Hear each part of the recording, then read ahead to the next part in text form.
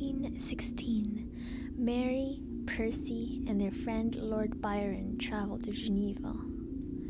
The eruption of Mount Tambora had filled the skies with ash, creating what became known as the year without the summer. Europe was plunged into storms, gloom, and unnatural cold, a perfect setting for Gothic imagination. Byron's villa, the group challenged each other to write ghost stories.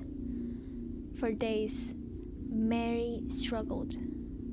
Then one stormy night, she had a nightmare. She dreamt of a pale student of unhallowed arts kneeling beside the corpse he had pieced together, only for it to stir to life. She awoke in terror, and the idea of Frankenstein was born.